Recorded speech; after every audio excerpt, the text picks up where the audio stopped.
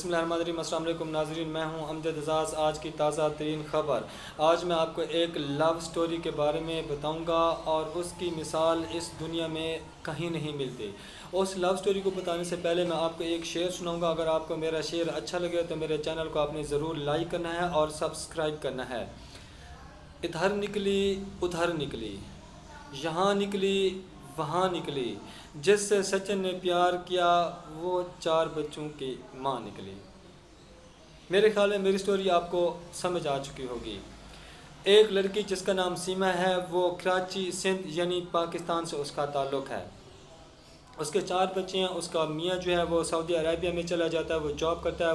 वो सोचता है कि मैं हक हिलाल की मेहनत करके ज़्यादा पैसे कमाऊंगा और वो मैं अपने बच्चों को भेजूंगा, जिसकी वजह से मेरे बच्चे जो हैं वो अपना घर लेंगे, क्योंकि उसके बच्चे जो हैं वो रेंट पर रहते हैं। उसकी कोशिश होती है कि मेरी जो बाकी ज़िंदगी है वो मैं अपने बच्चों के साथ खुशी से गुजारूँगा। तो सीमा जो कि घर में अकेली रहती है, उसके 4-7 बच्चे होते हैं। वो इंटरनेट का यूज़ करती है। वो एक पबजी मोबाइल गेम खेलती है। वो गेम खेलते हुए उसकी दोस्ती हो जाती है एक लड़के के साथ जिसका नाम सचिन है, जो कि भारत से जिसका ताल्लुक़ है। जब ये उनके आपस में दोस्ती हो जाती है तो वो चाहते हैं कि हम आपस में एक मुलाकात करें। तो वो मुलाकात करते हैं। सीमा जो है वो दुबई जाती है, दुबई से फिर नेपाल जाती है। तो सचिन जो है वो नेपाल में आ जाता है, क्योंकि नेपाल में वीज़ा की कोई ज़रूरत नहीं होती। और इनकी वहाँ पे आपस में बातचीत होती है, इनकी मुलाकात होती है और ये दोनों वापस अपनी अपनी कंट्री में वापस आ जाते हैं। वापस आने के बाद फिर ये दोबारा ये एक दूसरे के साथ मिलने की ख्वाहिश रखते हैं और ये चाहते हैं कि हम एक दूसरे के साथ शादी कर लें और ये चाहते हैं कि हम अपनी बकिया ज़िंदगी जो है ना एक दूसरे के साथ इकट्ठे गुजारें। तो फिर क्या होता है, सीमा जो है उसके पास प्लाट होता है, वो उस प्लाट को बेच देती है। वो बहुत जल्दी के साथ बेचती है, मतलब उसको सस्ते दामों महंगे दामों वो फटाफट उसको सेल करती है। उसके बाद वो फिर दुबई जाती है, वो फिर नेपाल पहुंच जाती है। उसके बाद सचिन भी नेपाल पहुंच जाता है। अब इसमें 2 इंटरव्यू हुए थे। एक में उन्होंने बताया था कि इनकी शादी जो है ना वो नेपाल में हो जाती है, और दूसरे इंटरव्यू में बताया गया था कि सीमा की जो शादी है वो दिल्ली में हो जाती है, यानी भारत में हो जाती है। अब मैं उसकी बात करूंगा जिस इंटरव्यू में ये बताया गया था कि सीमा जब दुबई से नेपाल पहुंची, क्योंकि वो यहाँ पाकिस्तान से डायरेक्ट भारत नहीं जा सकती थी। तो जब वो नेपाल पहुंची है तो उस वक़्त उसने अपना जो है सबसे पहले मज़हब चेंज किया है। अब उसने अपना इस्लाम से जो है ना हिंदुइज़्म में यानी हिंदू मज़हब को उसने एक्सेप्ट किया है। और उसकी जो शादी है वो सारी के सारी रस्म व रिवाज उनके जो थे वो हिंदू के जो रस्म व रिवाज है बिल्कुल एग्जैक्ट उसके मुताबिक उसकी शादी हुई है। उसके बाद वो अपने 4 बच्चों समेत नेपाल से वो फिर भारत जाती है। वो एयरपोर्ट पे जाती है। मैं यहाँ पे एक काबिल गौर बात करूँगा, जब वो एयरपोर्ट पे जाती है तो वहाँ पे उसको नहीं रोका जाता और वो वहाँ से दिल्ली पहुँच जाती है। जब वो दिल्ली पहुँच जाती है तो तकरीबन उसको 1 महीना गुजर जाता है। 1 महीने के बाद जो सचिन के रिश्तेदार हैं वो वावेला मचा देते हैं। वो कहते हैं कि यहाँ पे एक पाकिस्तानी फैमिली मुकीम है। तो वो पुलिस को इन्फॉर्म करते हैं। पुलिस वहाँ पे रेड करती है। सीमा अरेस्ट हो जाती है। सीमा के 4 बच्चे अरेस्ट हो जाते हैं और सचिन अरेस्ट हो जाता है।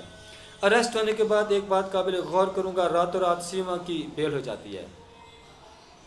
उसके बाद सारा का सारा भारत का मीडिया इकट्ठे हो जाता है और उसके बाद सीमा को, उसके 4 बच्चों को और सचिन को मीडिया के सामने बुलाया जाता है और एक एंकर उससे सवाल पूछता है सीमा से कि आपका ताल्लुक़ कहाँ से है।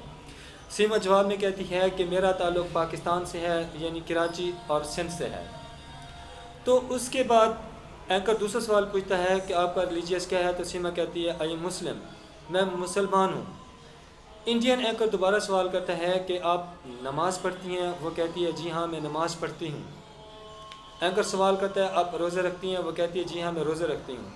एंकर सवाल करता है कि आपको क्या कोई सूरत आती है। वो कहती है जी हाँ मुझे कुरान पाक आता है। एंकर ने अगला सवाल पूछा। एंकर ने कहा कि कितना नमाज़ें होती हैं।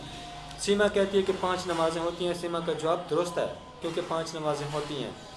उसके बाद इंडियन एंकर ने यह सवाल पूछा कि 5 नमाज़ों का सीक्वेंस क्या है, मतलब वो किस तरीके से पढ़ी जाती हैं। सबसे पहली नमाज़ कौन सी होती है, फिर दूसरी कौन सी होती है, इसी तरीके से 5 किस तरीके से हैं। तो सीमा ने कहा कि सबसे पहली नमाज फजर है। तो सीमा का जवाब दुरुस्त है। उसके बाद सीमा ने कहा कि जो दूसरी नमाज है फजर के बाद वो नमाज मगरिब है। नाज़रीन आप मेरी बात को गौर से सुन रहे होंगे आप इस चीज़ का फ़ैसला आप लोगों ने देना है, आपने करना है, क्योंकि ये इस वक्त भारतीय मीडिया में 24/7 ये ख़बर चलाई जा रही है और इसकी कन्फ्यूजन पाकिस्तान में भी है, जबकि पाकिस्तान के जो बड़े चैनल्स हैं, न्यूज़ के चैनल्स हैं, उसके ऊपर तो ये खबर अभी तक कोई वाज़ेह तौर पर ज़्यादा नहीं चलेगी, जबकि इंडिया के अंदर जो यूट्यूब के चैनल हैं, जो इनके जो बड़े बड़े न्यूज़ के चैनल हैं, उसके ऊपर तो ये 24/7 ये ख़बर जो है ना हाईलाइटेड है, उस हर वक्त ये चलाई जा रही है। नाज़रीन, ये सवाल मैं आपसे पूछूंगा, फ़ैसला इसका आपने देना है कि ये जो एक इतना बड़ी दो मुल्कों के अंदर कन्फ्यूजन पैदा हो गई है।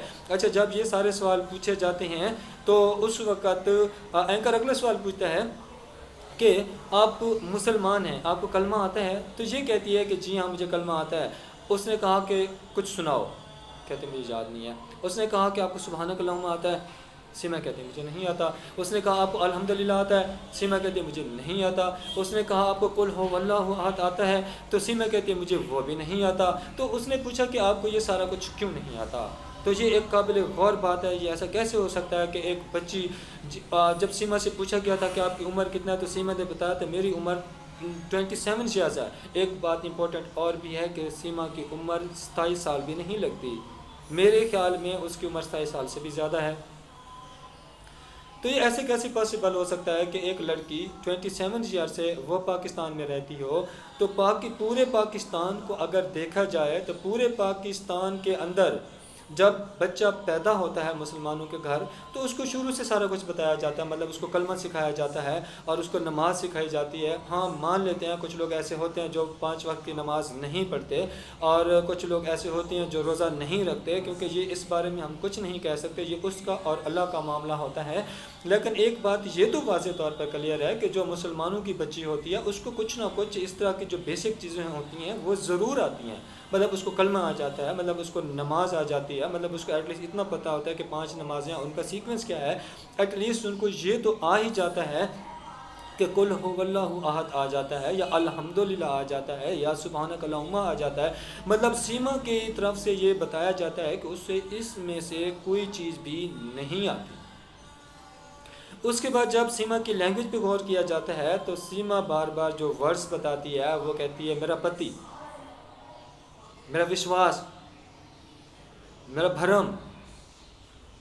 मतलब इस तरीके से जो वर्ड्स इस्तेमाल करती है, ये तो सारे के सारे वर्ड्स बिल्कुल भारत में ही बोले जाते हैं। इस तरह के वर्ड्स और जो उसके बोलने का एक अंदाज़ है, उसके बोलने का जो एक एक्सेंट है, तो वो बिल्कुल भी पाकिस्तान के साथ मैच नहीं करता, क्योंकि पाकिस्तान के अंदर ऐसा कोई एक्सेंट नहीं है, ऐसा कोई वर्ड्स नहीं है, ऐसा कोई एरिया नहीं है कि जिसके अंदर पति बोला जाए, जिसके अंदर भरम बोला जाए और जिसके अंदर विश्वास का वर्ड बोला जाए, मतलब इस तरीके से देश का वर्ड बोला जाए। तो पाकिस्तान के अंदर ऐसी कोई मिसाल नहीं मिलती, तो ये बात डाउटफुल है। अगर भारत की तरफ से देखा जाए तो भारत ने ये मौक़िफ़ अपनाया हुआ है। भारत कहता है कि ये लड़की जो है ना पाकिस्तानी जासूस है। भारत का दावा है कि इस लड़की का जो भाई है वो पाकिस्तान आर्मी में है। भारत ये मौक़िफ़ अपनाता है कि इस लड़की का ताल्लुक़ पाकिस्तान इंटेलिजेंस से है। नाजरीन, इस चीज़ का आपने क्लियर करना है कि इस लड़की का ताल्लुक़ क्या पाकिस्तान से है या भारत से है। भारत बार बार ये मौक़िफ़ अपना रहा है। वो कहते हैं कि ऐसा कैसे पॉसिबल हो सकता है कि एक लड़की, सीमा लड़की, जिसका घर वाला बाहर के मुल्क में इतना ज़्यादा पैसा कमाता है और वो इसको इतना ज़्यादा पैसा भेज रहा है, इसने जबकि यहाँ पे अपने मुल्क के अंदर प्रॉपर्टी ख़रीदी हुई है, वो एक लड़के जिसका नाम सचिन है, जिसकी तनख्वाह सिर्फ 6,000 रुपये है, और वो कैसे पॉसिबल हो सकता है कि वो अपना मुल्क छोड़कर अपने बच्चों को साथ लेकर वो इस लड़के को पसंद करती है और वो शादी करती है। उनका बार बार ये मौक़िफ़ अपनाया गया है।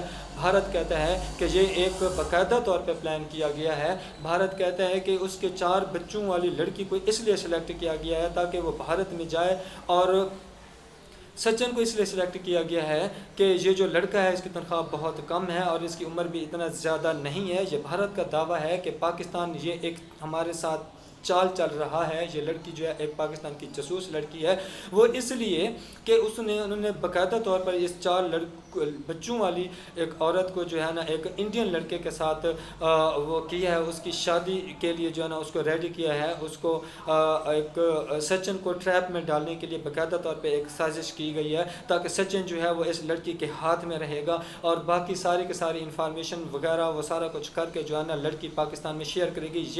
ये जो दावा है वो भारत की तरफ से है। ये भारत की तरफ से ये ख़ास तौर पर मौक़िफ़ अपनाया गया है और भारत बार बार इस भारत का सारा मीडिया बहुत ज़्यादा चला रहा है, बहुत ज़्यादा चीख चीख के कह रहा है और सारा दिन रात एक ही बात की जा रही है कि ये लड़की जो है ये पाकिस्तान के एजेंट है, ये भारत के अंदर जो है ना भारत को नुकसान पहुँचाने के लिए आई हुई है। ये बात बार बार की जा चुकी है। तो नाजरीन, मैं आपको बताता चलूँ कि ये इस बारे में आप ज़्यादा बेहतर जानते हैं। आप मेरे चैनल के ऊपर जो है ना कमेंट कर देंगे, मैं कमेंट से देखूँगा कि जो है ना असल मामला क्या है, क्योंकि आप लोगों ने जो आवाम होती है वो सबसे ज़्यादा पावरफुल होती है, क्योंकि आप इस चीज़ का बहुत अच्छे तरीके से अंदाज़ा लगा सकेंगे, आप अच्छे तरीके से ये फ़ैसला कर सकेंगे। मैं चाहता हूँ कि ये बात जो है ना मच मोर क्लियर हो जाए कि सीमा जो है, सीमा की असल कहानी क्या है, क्या सीमा का ताल्लुक़ पाकिस्तान से है या सीमा का ताल्लुक़ भारत से है। और क्योंकि अगर अब ये देखा जाए तो सीमा की सारी चीज़ें तो भारत से मिलती हैं और उसकी लैंग्वेज भी भारत से मिलती है और उसका एक्सेंट भी वहाँ से मिलता है। और ये जो स्टोरी है इसमें काफ़ी एक कन्फ्यूजन है। मैं चाहता हूँ कि अवाम जो हैं, चाहे वो आपका ताल्लुक़ भारत से है और चाहे आपका ताल्लुक़ पाकिस्तान से है, मैं चाहता हूँ कि मेरे चैनल को आप जो है ना कमेंट करें और ताकि ये चीज़ जो है ना मच मोर क्लियर की जाए, ताकि ये जो भारत की तरफ से मतलब एक पाकिस्तान के ख़िलाफ़ जो है ना नफ़रत की आग भड़काई जा रही है, तो मैं ये चाहता हूँ इसको कंट्रोल किया जा सके ताकि एक जो असल चीज़ है उस तक पहुँचा जा सके। क्योंकि पाकिस्तान या मुसलमान तो बिल्कुल भी नहीं चाहते किसी मज़हब के ख़िलाफ़ किसी के साथ दुश्मनी रखना, जबकि पाकिस्तान हाँ, जबकि ये जो लड़की सीमा है और ये पाकिस्तान के ख़िलाफ़ भी बोल रही है और ये भी कह रही है कि जो मेरा जो मियाँ था वो मेरे साथ मिसबिहेवियर करता था और मेरी कोई लुक आफ्टर नहीं करता था, मुझे वहाँ से कोई प्यार नहीं मिला। मेरे ख्याल में ये बात इसको नहीं करनी चाहिए थी, क्योंकि ये पाकिस्तान में रही है, इसने पाकिस्तान से खाया है, इसने पाकिस्तान से पिया है। ये तो बात उस तरफ चली जाएगी कि ये नमक हराम वाली बात हो जाएगी, क्योंकि ये पाकिस्तान में तो रही है, खा ये पाकिस्तान से मूव कर गई है। जो मतलब ये चीज़ें नज़र आ रही हैं, ये अल्लाह ताला बेहतर जानते हैं, या ये अवाम है वो मच मोर क्लियर करेगी कि इसका असल मामला क्या है, ये इसकी असल स्टोरी क्या है, क्योंकि मैं ख़ुद तो इस बारे में कुछ नहीं कह सकूँगा कि ये इसका असल मामला क्या है। नाज़रीन, मैं आपसे रिक्वेस्ट करता हूँ कि आप मेरे चैनल को सब्सक्राइब कर दें, आप मेरे चैनल को लाइक कर दें और मेरे चैनल पे कमेंट कर दें, ताकि हम इस चीज़ को जो है ना एक अपने तौर पर जो है ना इसको चेक कर सकें कि ये असल मामला क्या है। अल्लाह हाफ़िज़।